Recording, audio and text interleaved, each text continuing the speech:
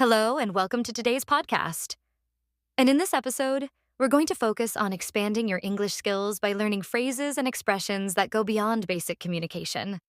Whether you're traveling, working, or just interacting with others, these phrases will help you sound more natural and confident. Let's get started. Part 1. Expressing opinions. One of the most useful things to learn is how to express your opinion clearly. Here are some phrases that will help you do that. In my opinion, topic. A polite and formal way to share your thoughts. I think that statement. A more casual way to express what you believe. From my perspective, viewpoint. A thoughtful way to show that you're sharing your personal view. I agree with someone, but I also believe another thought. A way to agree but also add something of your own. Let's try these together. In my opinion, learning English online is very effective. I think that practicing speaking every day is the best way to improve. From my perspective, reading books in English helps expand vocabulary. I agree with your point about watching English movies, but I also believe listening to podcasts is equally important. Part 2. Making comparisons. Next, let's learn how to compare things and talk about similarities and differences. This is very helpful for conversations about preferences, experiences, and observations. I prefer A over B. For when you're comparing two things, this is more adjective than that. For comparing qualities, both A and B are great, but A has advantage. A way to show you like both, but find one slightly better. Unlike B, A is characteristic. A good way to highlight differences. Let's try these. I prefer coffee over tea because it keeps me energized. This course is more interactive than the one I took last month.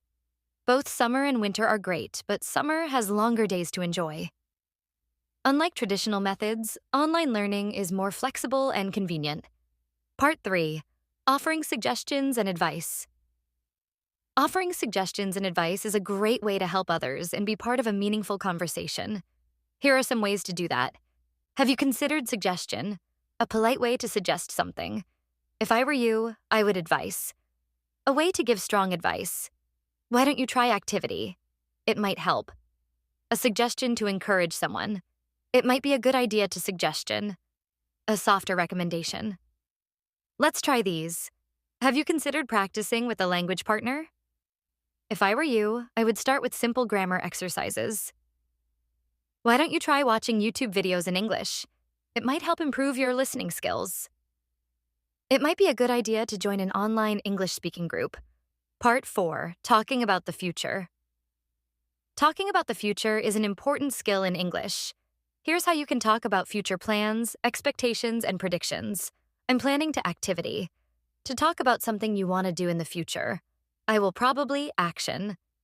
To express a likelihood of doing something. I'm looking forward to event.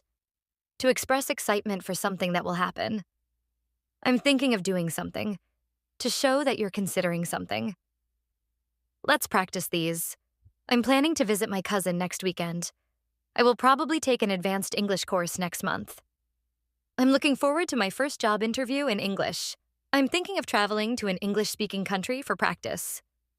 Part 5. Handling disagreements. Disagreements are a natural part of any conversation, but knowing how to disagree politely is essential. Here are some phrases you can use. I see your point, but I believe different viewpoint. Varan. A respectful way to disagree. I'm not sure I agree with you on that. A polite way to express disagreement. That's an interesting perspective, however. A way to acknowledge someone's viewpoint before offering your own. I understand where you're coming from, but reason. A way to show empathy while disagreeing. Let's try these.